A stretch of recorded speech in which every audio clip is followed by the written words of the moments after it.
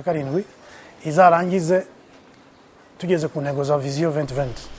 JICA ifatikanya na EWASA mu bikorwa by'amazi, isuku n'isukura mu buryo butandukanye, harimo no kubaha abakozi baturuka mu Buyapani kugira ngo bafashe ba rwiyemezamirimo mu kubaka ibigega.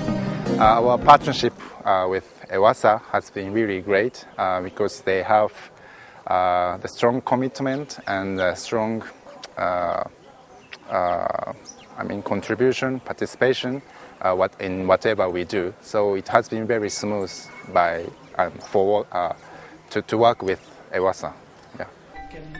Uwo mwiherero witabiriwe n'abahagarariye ibigo bya leta bitandukanye harimo Minisiteri y'Ubutegetsi bw'Igihugu Minaloc, Minisiteri y'Imari n'Igenamigambi Minecofin, Minisiteri y'Ibihugu bigize Umuryango wa Afurika y'Iburasirazuba Minease, Minisiteri y'Uburinganire n'Iterambere ry'Umuryango Migeprof, Ikigo cy'Igihugu gishinzwe kubungabunga ibidukikije REMA, Ikigo cy'Igihugu gishinzwe kongerera ubushobozi abakozi ba leta, Banki Nyafurika y'Amajyambere AFDB, Inama y'Igihugu y'Abantu bafite ubumuga ndetse n'abahagarariye intara. Intego y'uyu mwiherero yari ugukusanya ibitekerezo by'abo bantu bavuye mu bigo bya leta kugira ngo bafatikanyirize hamwe mu gutegura gahunda z'amazi, isuku n'isukura zijyanye na gahunda ya leta y'imbaturabukungu EDPRS icyiciro cya kabiri. Umushinga wa mbere watugejeje kuri byinshi cyane muri gahunda y'amazi, isuku n'isukura, kuko aho abanyarwanda bari muri 2007 muri 2008 twagiye dukurikiza iyo gahunda y'imbaturabukungu, tuzamura abanyarwanda mu turere twose tw'igihugu kugera kuri level zirenze 50% hose, ndetse hamwe n'uturere tumaze kugera kuri 80. Ntabwo ari kuvuga ngo gahunda ya mbere hari byananiwe, ahubwo nuko yari irangiye tukaba dushaka kwinjira muri gahunda ya kabiri ijyanye na gahunda ya guverinoma y'imyaka 7 kugira ngo tugeze abanyarwanda bose 100% ku mazi n'isuku n'isukura.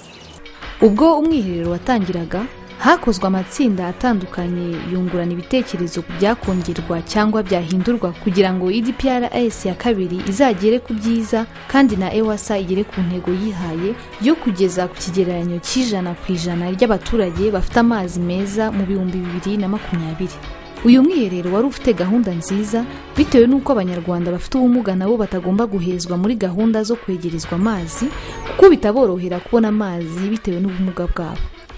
By'umwihariko ku waje hagarariye abafite ubumuga, mbona ari ikintu gikomeye kuri ku kigo cyacu cyangwa se ku cyiciro twaje duhagarariye, kubera yuko hariho kuba hari imyumvire izahinduka uhereye ku nzego z'ubuyobozi, haba ku rwego rw'igihugu, haba kuri za district ujyana hasi, kugira ngo yaba ari n'umuyobozi kugira ngo nawe yumve yuko wa muntu ufite ubumuga nawe kuri gahunda ziriho zikorwa mu gihugu nawe zimureba.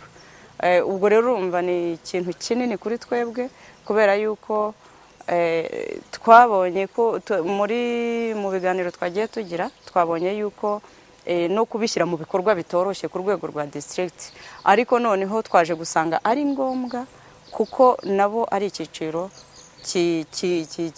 kiri muri gahunda za guverinoma kandi kigomba kwitabwaho, kandi nabo nyine n'abanyarwanda nk'abandi nubwo bafite ubumuga.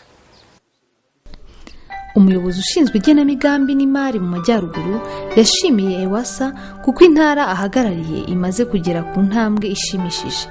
Yatubwiye ko amazi amaze kugera ku baturage barenga 70% kandi ashimiye gahunda y'umwiherero kuko izageza abaturarwanda kuri byinshi. Iyi gahunda ari gahunda twashimye yuko abashinzwe amazi n'isuku n'isukura, water and sanitation, batumiye inzego zibishinzwe arabo kuri central level n'abo kuri local government kugira ngo dushobore guhuza imigambi, kuko dukorera igihugu kimwe, tukaba tugomba no gufata ingamba zimwe. Tukaba dushima rero iyo gahunda yuko abo mu mazi Minefra yadutumiye, kandi tukaba twarahuje ibitekerezo, twarahuje n'ingamba, tukaba twumva rero mu kubishyira mu bikorwa bizoroha kurushaho kuko ari byo tuzaba twarafatanije gutegura. uwari uhagarariye intara y'Uburasirazuba yatubwiye ko intara ahagarariye igifite ikibazo gikomeye cy'amazi kuko ari nayo iza ku mwanya wa nyuma mu zifite amazi. Yavuze kandi ko ashima abateguye umwiherero kuko wabahuje na EWASA, kandi avuga ko ibyavuzwe muri uwo mwiherero byabateye kwizera ko mu 2017 amazi azaba yageze mu Rwanda hose 100%. Mu by'ukuri ni ugushima, nashima Minefra igitekerezo cyiza yagize guhuza ibigo bya leta bitandukanye na province kugira ngo bahurize hamwe za ngufu bafite zo kugeza amazi ku banyarwanda. Ntabwo ari amazi gusa ariko n'izindi gahunda z'isuku n'isukura kuko byose twabiganiriye, kandi bizanadufasha muzi ko muri iyi gahunda muri imyaka 5 iri imbere uturere tuzajya dutegura imihigo bashingiye kuri DDP ni gahunda z'uturere z'iterambere. Noneho izo gahunda z'uturere z'iterambere twazihuje na gahunda y'ikigo cya leta cya Minefra. Ubwo ni ukuvuga ngo ntabwo tuzongera kugira ibibazo byo guhiga ibintu bitandukanye cyangwa se bidahuje neza. Rero mu by'ukuri nabona umwanya wo gushimira Minefra cyane cyane EWASA gahunda nziza yaduteguriye. EWASA izakomeza kugeza ku baturarwanda ibikorwa bibateza imbere nk'uko ikomeza kubigaragaza, ivugurura inganda, yubaka ibigega bishya, isimbura amatiyo yashaje, yongera imiyoboro kugira ngo ibikorwa bijyanye n'amazi, isuku n'isukura byongerwe.